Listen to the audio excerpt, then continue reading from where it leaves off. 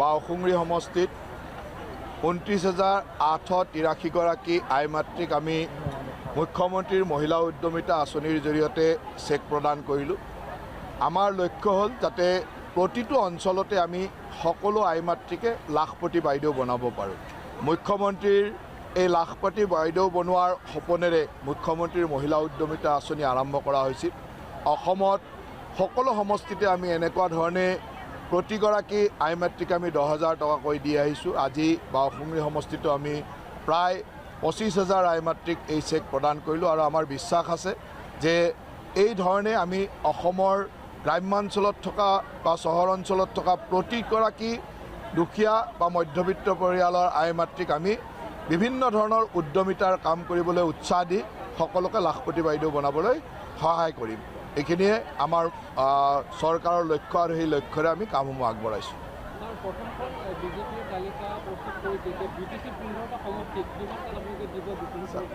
তালিকাখন আপোনালোকৰ বিভিন্ন সংবাদ মাধ্যমে প্ৰস্তুত কৰিছে। আমাৰ দলৰ এতিয়ালৈকে কোনো আনুষ্ঠানিক তালিকা ওলোৱা নাই আৰু আমাৰ দলৰ যেতিয়া আনুষ্ঠানিক তালিকা ওলাব তেতিয়া আনুষ্ঠানিকভাৱে সকলো কথা জনাব। আৰু বাকী আমাৰ মিত্ৰ দলসমূহৰো লগত বিভিন্ন পৰ্যায়ত আলোচনা চলি আছে আৰু আলোচনাৰ পিছত আপোনালোকে সকলো কথা গম পাব।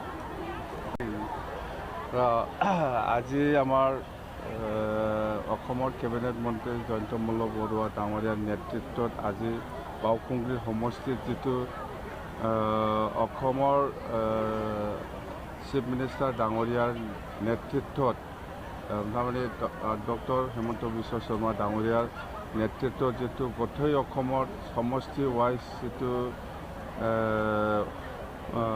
মুখ্যমন্ত্ৰী মহিলা উদ্যমিতা যিটো আঁচনি বিতৰণ কৰা সভা এই হিচাপে আজি আমাৰ জয়ন্তমল্ল বৰুৱা ডাঙৰীয়াই আজি ইয়াত অংশগ্ৰহণ কৰিছে বাওসুংৰি সমষ্টি হিচাপে আৰু খুব ভাল 24,000তকৈ বেছি ইয়াৰ বেনিফিচিয়াৰীসকল আছে আৰু এই বেনিফিচিয়াৰীসকলে নিশ্চয় নিজৰ নিজৰ যিটো উদ্দেশ্য লৈ পেলাই যিটো এই আঁচনিটো পাবলৈ সক্ষম হৈছে নিশ্চয় ভাল কামত আহিব আৰু নেক্সট সেইটো ভাল কামত ব্যৱহাৰ হ'লে নিশ্চয় আৰু 25,000 পাবলৈ সক্ষম হ'ব। ইয়াৰ পিছত 50,000 এনেকুৱা আৰু মুঠতে আমি আজিৰ দিনত আমি যিটো দেখিবলৈ পাইছে বা পাই আহিছোঁ ডক্টৰ হিমন্ত বিশ্ব শৰ্মা ডাঙৰীয়াই অসমৰ সকলো জাতি জনগোষ্ঠী সকলো শ্ৰেণীৰ ৰাইজক লৈ পেলাই যিটো কাম কৰিবলৈ আগবাঢ়ি আহিছে বা কাম কৰি আহিছে ইয়াত নিশ্চয় অসমবাসী ৰাইজে চবে সন্তুষ্ট আৰু আগন্তুক দিনতো নিশ্চয়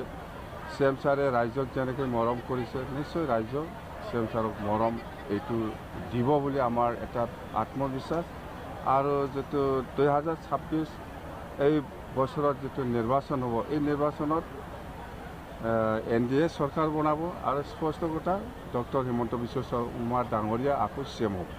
ইয়াত আৰু ইফালে চিন্তা কৰিব লগা কোনো অংক কৰিব নালাগে, দৰকাৰ নাই। কোন এইবিলাক আপোনালোকে বনোৱা নিউজহে, মই বনোৱা নিউজ নহয় বা মোৰ ৱাইফে এনেকুৱা নিউজ বনোৱাও নাই, আপোনালোকে বনাইছে এইবিলাক নিউজ। এইটো খুব চিৰিয়াছ।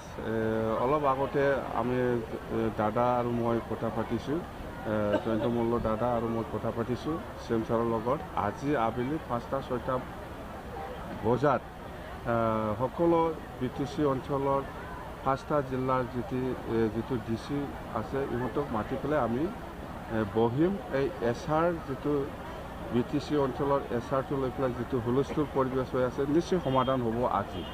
মুঠতে আমাৰ চিএম ছাৰে আমাৰ জয়ন্তমল্ল বৰুৱা ডাঙৰীয়া আৰু মোক আমাৰ দুজনক দায়িত্ব দিছে, আমি কথা পাতিম, সমাধান কৰি দিম, বাছ হৈছে। Thank U.